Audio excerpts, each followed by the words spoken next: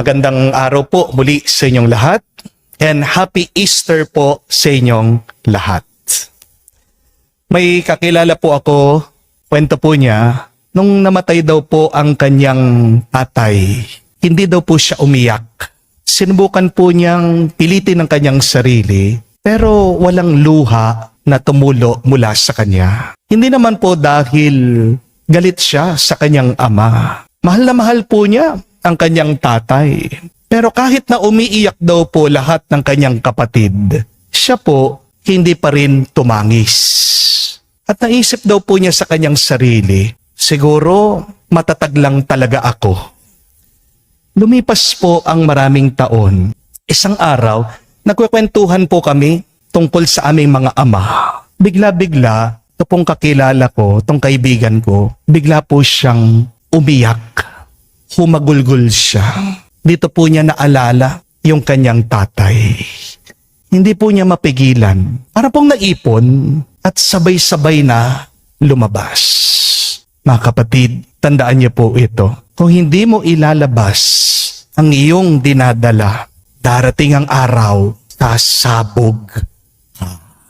Amen? Remember, what you don't release will eventually overflow.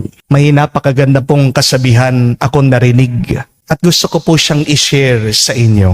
Ang sabi, ang pag-iyak ay paraan ng ating mga mata para magsalita. Kapag hindi na kayang ipaliwanag ng iyong bibig kung gaano kasakit ang nararamdaman ng iyong puso. Remember this, my dear friends, that crying is the way of your eyes to speak when your mouth cannot explain how broken your heart is.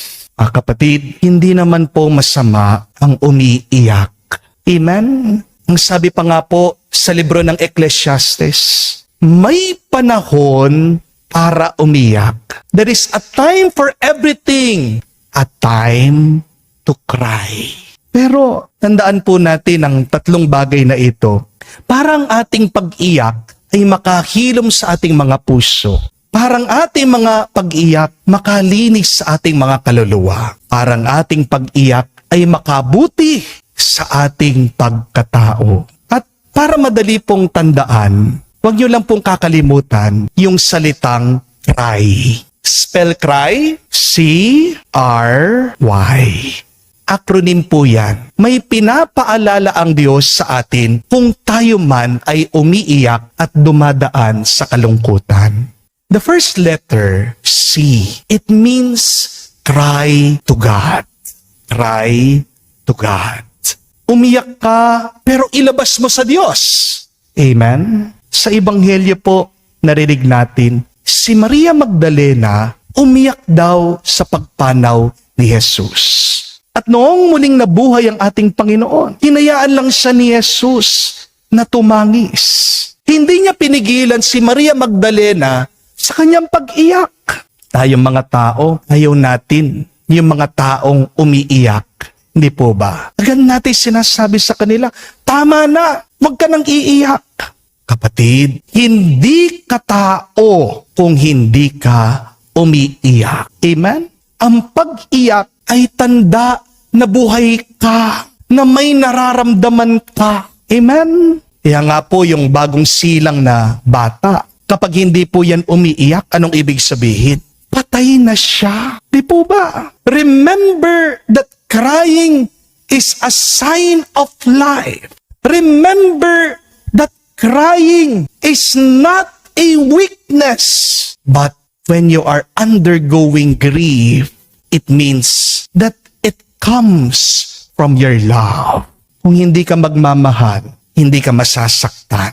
Di po ba? Nang puminsan, meron pong isang ama na lumapit sa isang pari. Nagpapa-counseling siya. Sabi niya, Father, wasak na wasak yung aking puso dahil sa pagkamatay ng aking anak. Di ako makatulog, nangihina ako, nagkakasakit ako, hindi ko magawa ng mabuti ang aking trabaho, isa na lang palaging iniisip ko. Ano pong gagawin ko? Sumagot po ang pari, sabi niya, alam mo, mabuti yan. At nagtaka po, ito pong ama, medyo nainis pa nga siya dito sa pari. At nagtanong siya, Father, paano naging mabuti itong aking lungkot, itong aking pag-iyak? At nagpatuloy po itong pari, sabi niya, alam mo, mabuti na nawasak ang puso mo. Kasi sa pagkawasak ng iyong loob, dun pumapasok ang Diyos. The cracks in your heart, allow the light to pass through. Ganda po, no? Hindi makakapasok ang liwanag ng Diyos kung sarado ang iyong puso. Dahil sa iyong lungkot, dahil sa iyong pagtangis, dahil sa iyong pangulila. Oo, basag ka. Pero dahil sa pagkabasag na yan, diyan nakakapasok ang presensya ng Diyos. Mga kapatid, ang basag mong puso, hindi katapusan. Ito ay pintuan ng grasya ng may kapal. Kaya kung ikaw ay umiiyak, iiyak mo lang sa Diyos. Dahil ang lungkot na inaalay mo sa Kanya ay nagiging tunay na panalangin. Amen? Pangalawa po, letter R. R means recognize why you are crying. Recognize why you are crying. Kilalanin mo, bakit ka ba umiiyak?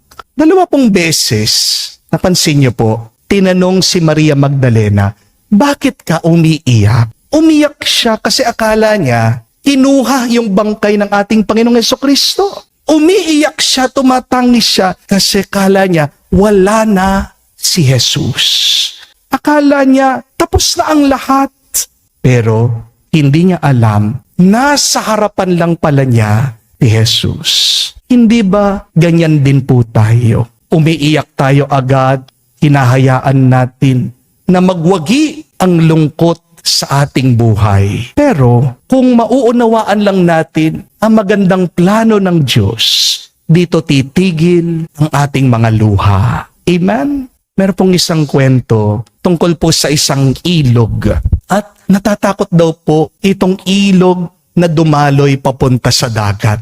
Ang sabi kasi ng ilog, kapag pumasok ako dyan, mawawala ako. Pero alam niyo po, ang ganda ng sagot ng dagat dito sa ilog. Ang sabi niya, hindi ka naman mawawala. Magiging mas malawak ka pa nga eh.